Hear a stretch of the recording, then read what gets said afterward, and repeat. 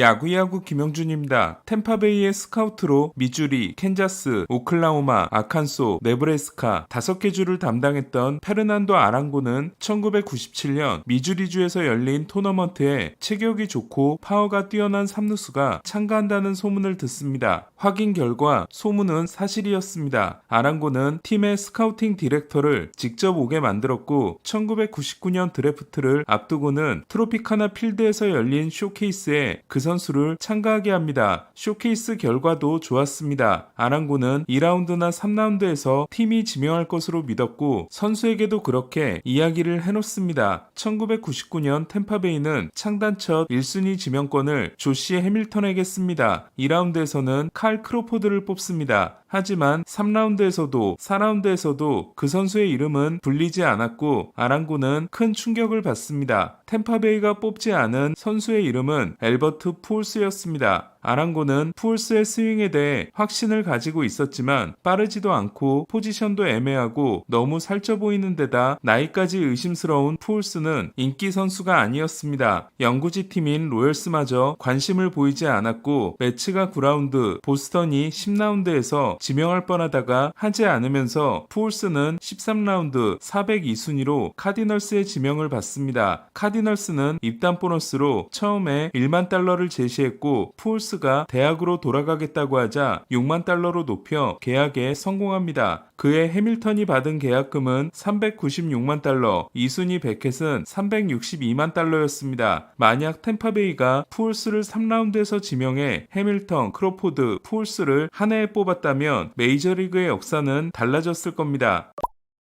카디널스는 푸올스라는 잭팟이 터졌지만 정작 최상위 지명 선수나 최상위 랭킹을 찍은 유망주들은 성공하지 못하고 있습니다. 1997년에 필리스의 2순위를 거절하고 드래프트 제수를 한 J.D. 드루를 이듬해 5순위로 뽑지만 대학 시절 백인 그리피로 불렸던 드루는 기대만큼은 아니었습니다. 드루 이후 가장 큰 기대를 받았던 외야수인 콜비 라스무스는 더 실망스러웠습니다. 릭 앵킬은 갑자기 스트라이크를 던지지 못하게 됐고 쉘비 밀러도 빠르게 다른 팀으로 넘겨집니다. 더 충격적인 일은 2013년 3위 유망주가 되지만 2014년 5월에 데뷔한 후 그해 10월에 세상을 떠난 오스카 타베라스였습니다. 타베라스가 사망했을 때는 월드시리즈가 열리고 있었고 요다노 벤츄라는 모자의 고향 친구인 타베라스를 추모하는 글을 적고 6차전에 나서 7이닝 무실점 승리를 따냅니다. 하지만 운명의 장난처럼 벤츄라도 2017년 1월에 세상을 떠납니다. 타베라스의 사인은 본인의 음주운전이었고 벤츄라는 차가 전복되면서 사망했는데 음주 여부는 발표되지 않았습니다. 타베라스 이후 카디널스는 2017년 파이프라인 6위 알렉스 레이에스, 2021년 13위 딜런 칼슨, 2023년 4위 조던 워커가 모두 실패합니다. 사가버린 외모까지 푸올스를 닮았던 워커는 21세 76일에 푸올스를 경신한 20세 311의 나이로 데뷔시키지만 3년 동안 워커가 보여준 건 20세 이하 선수 타이 기록이 된 데뷔 후 12경기 연속 안타가 전부입니다. 루나우가 떠난 후 드래프트가 흔들리고 있으며 선수들이 기대만큼 성장하지 못하는 데다 내보내면 또 잘하는 카디널스는 내년부터 새로운 시대가 시작됩니다. 월트 자케티에 이어 2008년부터 팀을 이끌었던 모젤리악이 완전히 물러나고 템파베이 출신으로 보스턴 단장을 했던 하임 블룸의 임기가 시작됩니다. 블룸은 보스턴에서 4번의 드래프트를 했는데 2020년은 실패했지만 2021년은 마르셀로 마이어, 2022년은 로만 앤서니, 2023년은 카일 틸과 크리스찬 캠벨을 뽑아 새로운 보스턴에 주춧돌을 놨습니다. 보스턴은 포수인 틸을 크로셰 트레이드에 이용했습니다. 내년에 카디널스가 기대되는 이유는 푸올스 이후 최고가 될지도 모르는 선수가 등장하기 때문입니다. 얼마 전 업데이트된 파이프라인 랭킹에서 6위에 오른 JJ 웨더홀트는 지난해 7순위에서 지명한 선수로 블룸이 온 게 지난해 1월이고 마이너 시스템을 재정비하는 게 주된 역할이었음을 감안하면 블룸의 영향력이 미쳤을 수도 있습니다. 우투 좌타 내야수인 웨도울트는 피츠버그 마르스에서 성장했습니다. 때문에 웨도울트가 데뷔하면 화성인이라는 별명은 제이슨 도밍게스보다 웨도울트가 더 어울릴지도 모르겠습니다. 고등학교 때 감독인 앤디 베드나는 데이빗 베드나와 윌 베드나의 아버지로 베드나 형제도 같은 학교를 나왔습니다. 웨도울트는 알렉 마노아와 빅터 스캇 2세를 배출한 웨스트 버지니아 대학에 진학합니다. 7순위 지명은 마노아의 11순위를 경신한 학교 신기록이었습니다. 2학년 때 웨도울트는 1부 리그 통합 타격왕이 됐고 컨퍼런스 올해 선수가 됩니다. 드래프트 1순위 후보가 되지만 햄스트링 부상으로 3학년 시즌을 망쳐 7순위까지 떨어지게 됩니다. 참고로 지난해 최상위 지명 결과는 1순위가 트래비스 바자나, 2순위가 체이스 번스, 3순위가 찰리 콘돈, 4순위가 니커츠, 6순위가 잭 캐글리온, 7순위가 웨도울트였습니다. 웨도울트가 주목받는 또 다른 이유는 한국계이기 때문입니다. 아버지는 주한미군 시절 한국인인 어머니를 만났고 미국으로 돌아와 그를 낳았습니다. 조너선 데이빗 웨도울트가 그의 플레임이지만 한국인인 외할머니가 존존이라고 불렀고 집에서 존존으로 부른다고 하자 대학 감독이 JJ라고 하면서 등록명이 JJ가 됩니다.